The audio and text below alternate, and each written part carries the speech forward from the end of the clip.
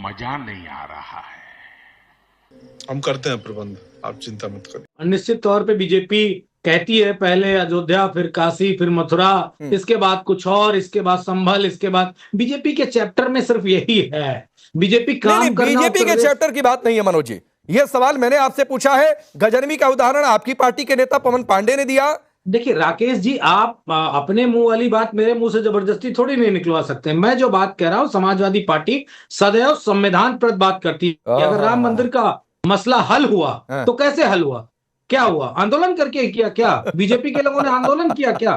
क्या किया? वो यही काम किया ना जो काम संविधान प्रत था। माननीय सुप्रीम कोर्ट तक के लड़ाई लड़नी पड़ी, और जब लड़ाई हो गई, लड़ाई के बाद जिस तरीके से फैसला आया, उसके बाद राम मंदिर बन गया। तो ये बात यहाँ पे कहना कि वो मंदिर और योगी आदित्यनाथ, अरे नहीं भाई, आपके नेता ने कहा गजनवी ने 17 बार लूटा, इन्होंने 70 बार लूटा।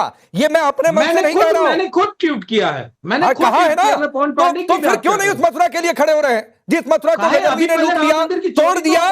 उत्पन्न जो, एक मिनट, जो चोरी की है, जो डकैती डाली, उसको तो एक्सपोज कर ले। हाँ बिल्कुल करिए, मैं कह रहा हूं दोनों एक साथ करिए। मनोज यादव, क्या दिक्कत है? चोरी को भी एक्सपोज करिए, गजनवी जो करके गया उसको, उस पर भी बातचीत करिए। दोनों एक साथ करते हैं, क्या दिक्कत है? खूब बात होगी, काहे परेशान है? नहीं, हम क्या परेशान है? कोई नहीं, आप इधर उधर हो रहे हैं, हम क्या परेशान है? समाजवादियों के अंगने में लुटेरों का कोई स्पेस नहीं, ये बात याद रखिए। आप समझ गए होंगे ना? ठीक है, हमारे अंगने में लुटेरों का कोई काम नहीं। राधिका खेड़ा, एक तो गजनवी से आप लोगों की तुलना हो रही है कि 70 बार लूट हुई।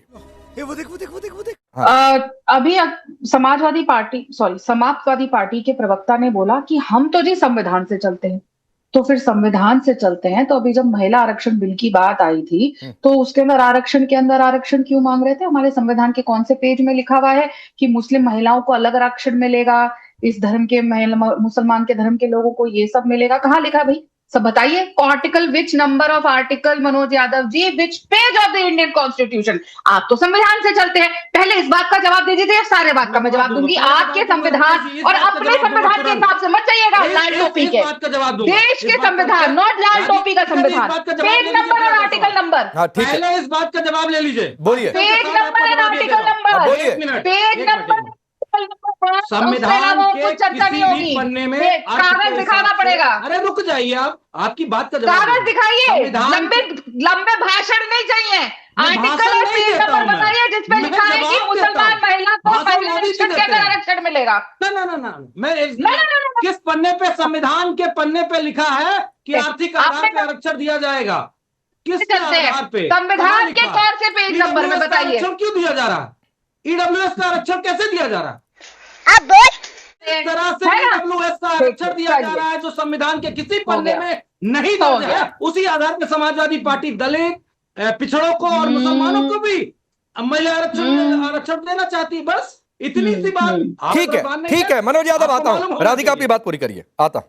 देखिए, अब समाजवादी पार्टी वालों में फंसा दिया आपने, ईडब्ल्यूएस के लोगों को फंसाइए मत। नहीं ठीक है, अभी इस पर भी आते हैं मनोज यादव जी। बात पूरी हो जाए फिर आता हूं सर। पिछड़े उनकी भी बात, एक बार बात पूरी हो जाए राधिका की। काउंटर कोई भी करे, कभी भी करे, 1-2 लाइन से ज्यादा नहीं। पार्टी आधी अधूरी बात नहीं करती है। हाँ ठीक है, एक बार बात पूरी हो जाए फिर हर कोई आपके बीच में आने लगेगा मनोज यादव जी। नहीं, 1 मिनट रुक जाइए, अभी रुक जाइए। हाँ रुक गया। हाँ बोलिए। अब देखिए ना, जो बड़ी बड़ी यहाँ बातें, बहरूपिये जो हैं, जो अपने आप को आज भगवान के बारे में बात कर रहे हैं, वही है ना जिन्होंने, रामगोपाल यादव जी ने संसद में खड़े होकर कहा था कि भगवान राम लल्ला इलीगल ऑक्यूपेंट है। वो आज यहाँ पे आके ढोंग रचा रहे हैं। और देखिए ना, इतनी इनकी बयानों की हद हो चुकी है कि मोहम्मद गजनवी जिसने सोमनाथ को लूटा, वहां पे अब ये हमारे साथ उसकी, और कभी बाबर को ले आते हैं, जब चुनाव आता है बाबर को ले आते हैं, गजनवी को ले आते हैं। इनकी हालत देखी थी, यही अखिलेश यादव जाते थे बंगाल, जो बाबर का मस्जिद बना रही थी इनकी साथी टीएमसी। देखा ना क्या नतीजा हुआ। अखिलेश यादव रोज गए थे बंगाल, बाबर भी लेकर गए थे वहां पे। अब ये यहाँ पे गजनवी ले आए, उससे बदतर हाल इनका होगा, क्योंकि एक राम भक्त आज भी उस मंजर को याद करता है जब इन राम विरोधी लोगों ने कार सेवकों पे गोलियां चलाई थी। वो भी मंजर याद रहता है जब अखिलेश यादव जी के पिताजी, लेकिन राधिका जी, इस पर आता हूं, ईशान भी बोलना चाह रहा है, ईशान भी बोलना चाह रहा है, लेकिन ये रुक, तेरे को बताते तेरी माँ की थोड़ी मर्यादा रखिए। देखिए, जो इतिहास के पन्नों में राकेश जी दर्ज है उसको ना मैं झुटला सकता, ना आप झुटला सकते हैं और ना कोई झुटला सकता। ये तो प्रैक्टिस है बीजेपी की, बार बार कहना कि सोमनाथ के मंदिर को गजनवी ने 17 बार लूटा, 17 बार लूटा, 17 बार लूटा। तो अगर रोजाना बीजेपी ये कहती तो हमको भी याद हो गया। तो अब अगर बात मंदिर के लूट की आई है तो कहीं ना कहीं तो एग्जाम्पल क्रिएट किया जाएगा, और उसी एग्जाम्पल की बात कांग्रेस भी कर रही है, समाजवादी पार्टी कर रही है, सोशल मीडिया पे पूरे देश की जनता कर रही है, आम नागरिक कर रहा है। तब नेता, देखिए नेता तो वही बात बोलता है जो जनता बोलना शुरू करती है। ठीक है, किसी नेता, भारत में किसी नेता के अंदर इतनी ताकत नहीं कि वो जनता के विरोध में कोई बात कर सके। हाँ, प्रतिशत कम और ज्यादा हो सकता है, ये राकेश जी आप भी समझते हैं और मैं भी समझता हूं। तो जैसे कि उन्होंने एक वो झूठ बोला पहले मुझ पर, उसके बाद दूसरा एक झूठ बोला कि ईंट गायब है, वहां से वो कौवा गायब है, क्या क्या चीजें गायब हैं।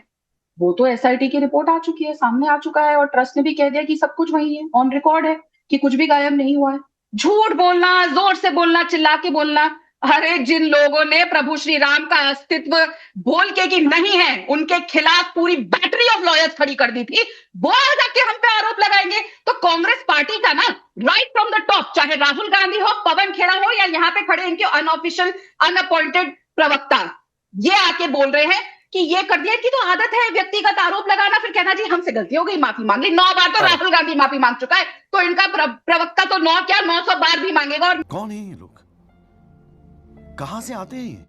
एक चीज क्लियर कर दूं, अनऑफिशियल, एक मिनट ईशान, हाँ, अनऑफिशियल नहीं है। Ishan Tyagi is official spokesperson Congress party list में नाम। अब कांग्रेस पार्टी ने अलॉट किया है मैडम, खुद से बुलाया। कांग्रेस पार्टी जैसे आपको बीजेपी ने आवंटित किया कि आप मेरे शो में होंगी, वैसे ही कांग्रेस पार्टी ने ईशान त्यागी को भी भेजा है कि वो कांग्रेस पार्टी का पक्ष रखेंगे आधिकारिक तौर पर। ये आधिकारिक तौर पर प्रवक्ता है ईशान त्यागी। आपको 30 सेकंड दे रहा हूँ, फिर रमनीश आ रहा है। दिखा दीजिए अपना नाम लिस्ट में। एक मिनट चुप हो जाइए राधिका जी, आपने मेरे पिताजी का जिक्र किया, उनका नाम स्वर्गीय राजीव त्यागी था, और राजीव त्यागी खाटी, आप उनकी भेड़ की धूल भी नहीं है। एक मिनट रुक जाइए राधिका जी, अब आप भी रुक जाइए। अब ईशान त्यागी को 30 सेकंड मैंने दिया है। आपने धूल कहां का इकट्ठी करी हमें पता है। प्लीज पर्सनल इन्होंने फिर देखिए पर्सनल बोलेंगे तो भाई, ये डिबेट नहीं है। रमनीश भाई, इतनी देर से मैं आप लोगों की पर्सनल लड़ाई के चक्कर में उनके पास नहीं जा पा रहा हूँ। राजीव त्यागी जी का बेटा पांडे जी, राधिका जी कोई शोर मत, जीवन में कोई गलत काम नहीं किया है, कर रहा हूं, कोई कहीं ना जाए। जीवन में कोई गलत काम नहीं किया है। 2 रुपए की पैसे की दो पैसे की कमाई का मेरे पे कोई आरोप नहीं लगा सकता आज की डेट में, ना मेरे पिता पे लगा सकता। तो मैं माफी बिल्कुल नहीं मांगूंगा। मैंने एक बात बोली कि मेरा कोई टेंडर नहीं फंसा हुआ। दूसरी बात, बहरहाल आप छोड़ दीजिए इस बात को। अभी इन्होंने काकभुसुंडी जी के लिए क्या बोला? कौवा बोला, काकभुसुंडी के लिए कौवा बोला। काकभुसुंडी गायब है, उनकी प्रतिमा गायब है, और ये कौवा बोल रही है। ये हिंदू धर्म का अपमान है। ये लोग नकली हिंदू हैं, ये प्रूफ करता है। एक मिनट, आखिरी बात ये है कि जो एसआईटी बैठी थी 2 करोड़ के जमीन घोटाले पे, वो 18 करोड़ में जमीन खरीद ली थी, 5 मिनट बाद 2 करोड़ की जमीन, उस पे जांच कब होगी? मैं कुछ लोगों को सुन रहा था, मीडिया में बाइट दे रहे थे, और बाकायदा मीडिया में बाइट दे रहे थे, अच्छे चैनल पे बाइट दे रहे थे वहां के अयोध्या के लोग, कि एक सरकार ने जो जमीन एक्वायर करी, वो 1 बिस्सा जमीन 1350 स्क्वायर फीट एक्वायर करी 4 लाख रुपए के रेट में। ठीक है। और ट्रस्ट ने जो जमीन खरीदी और व्यापारियों से खरीदी, ठीक है, वो खरीदी 37 लाख रुपए बिस्से में। जमीन वाले पर चर्चा होगी। मुझे बताइए कि 43 लाख की धांधली है, का घोटाला जो आप लोग आरोप लगाते हैं वो दोनों अलग अलग इसलिए एसआईटी की लेकिन रमनीश मनोज यादव जी, बार बार सबरीमाला की भी बातचीत आती है कि आप लोग दरअसल सिर्फ राम मंदिर को इसलिए टारगेट कर रहे हैं क्योंकि लगता है कि इससे हिंदुओं में भेद पैदा किया जा सकता है। राकेश जी, मैं बड़ी ईमानदारी से एक बात कहना चाहूंगा, समाजवादी पार्टी तक ना ये खबर आती और ना हम पार्टी बन जाते। अरे अगर चोरी पकड़ी गई थी, वो बताते हैं 6 महीने पहले से बात चल रही थी, तो आपस में ही पार्टी बन जाते ना। जो पक्ष लूट रहा था दूसरा पक्ष बचाने वाला पार्टी बन जाता, खबरें बाहर कर देता, हमारा कोई उसमें वो ही न जाता। लेकिन अगर समाजवादी पार्टी ने कोई बात, इतनी बड़ी बात जिम्मेदारी से उठाई, तो कम से कम उसको, कहते नहीं कि अंतिम पड़ाव तक ले जाना भी समाजवादी पार्टी की जिम्मेदारी, इसको हम बीच में नहीं छोड़ेंगे। लेकिन हम पे आरोप है कि हमने ये नहीं किया, हमने वो नहीं किया। हम इतना जानते हैं कि हम चढ़ावा खाने वाले लोग नहीं है, चढ़ावा चढ़ाने वाले लोग। जिसको चिड़ मस्ती है मचे, हमें कोई फर्क नहीं पड़ता है। हम चढ़ावा दान देने वाले लोग हैं, चढ़ावा खाने वाले नहीं है। तो राम मंदिर में दान तो दिया नहीं अभी तक, गए नहीं चढ़ावा चढ़ाने? सब बहुत दे दिया, इतना दान दिया आप कल्पना अरे नहीं आप कर दिए होंगे, मैं कह रहा हूँ चढ़ावा जाकर चढ़ाया जाता है। हाँ नहीं तो वो हमारे घर का कोई गया प्रभु आजमगढ़ में इन्होंने मजार बनवाया। अब मैं एक मिनट अभी रुक जाइए, मैं बीच में नहीं बोला हूँ ज्ञानी जी बीच में नहीं बोला, मैं एक मिनट रुक जाइए। महत्वपूर्ण बात, अभी अगर जिस तरीके से बीजेपी की प्रवक्ता चली गई और उन्होंने कौवा शब्द कहा, माफ करना हाथ जोड़ के, अगर रामचरितमानस से काग भुसंडी जी को हटा दीजिए तो रामचरितमानस का कोई मतलब नहीं रह जाएगा, क्योंकि वो कहानीकार, कहानी सुनाने वाले, कहानी सुनने वाले सब के रूप में उनका रामचरितमानस में महत्व है। कितनी घटिया बात करी है। मैं तो इस देश के लोगों से कहूंगा कि बीजेपी की प्रवक्ता के खिलाफ इस देश में कांग्रेसियों को तो पहले एफआईआर करानी चाहिए कि काग भुसंडी महाराज को वो कौवा कह के चली गई। ये सबसे महत्वपूर्ण बात है जो अभी त्यागी जी ने कहा। और मुझे आज अरे मनोज जी, ये रमनीश आपसे कुछ पूछ रहे हैं, जरा सुन लीजिए इनको भी। समाजवादी पार्टी के नुमाइंदे जो हैं मनोज यादव जी, मैं आपसे सवाल पूछना चाहता हूं। आपने चंदा चोरी की बात करी, राम मंदिर चंदा चोरी की बात, आजमगढ़ में आप ही लोगों ने संरक्षित किया था ना भाई, सालार मसूद गाजी के नाम पे, उसमें आपने करोड़ों का गबन किया। इसके ऊपर आप जवाब नहीं देंगे क्या? आप बताइए कि एक आक्रांता के नाम पे आप मजार बनवा देते हैं, उसके नाम पे भी आप करोड़ों रुपया गबन कर लेते हैं। अच्छा, और सवाल उठाते हैं राम मंदिर चंदा चोरी के ऊपर। अगर ये हिंदू धर्म के सच्चे अनुयायी होते रमनीश भट्ट जी, तो अभी राधिका खेड़ा जी ने काग भुसंडी जी की जो प्रतिमा थी उसको बोला वो कौवा गायब हो गया, तो उस पे बोलते कि वो कौवा नहीं काग भुसंडी जी थे, तो उनकी प्रतिमा गायब हुई है। आपने सुना नहीं होगा, आपके कान में मोम जम जाता है जब बीजेपी बोलती है। अब सुन लीजिए। अरे भैया अब आप देखिए फिर बोले जा रहे हैं, फिर आप बोले जा रहे हैं बीच में। यादव हो चाहे यादव कहां से आ गया? अभी तो काग भुसंडी जी की बात हो रही है। मनोज यादव ने, अब आप बात करिए, मनीष यादव का नाम क्यों नहीं लिया? क्योंकि यादव है भैया। अरे भाई गजब है, कह रहे हैं कि गजब है भाई, गजब। अभी रुक जाइए रमनीश, रमनीश होल्ड ऑन, पता नहीं कहां से hold on please, be silent. अभी ईशान त्यागी, आपका नाम ईशान त्यागी नहीं है, ईशान त्यागी को मैंने बोलने के लिए कहा है।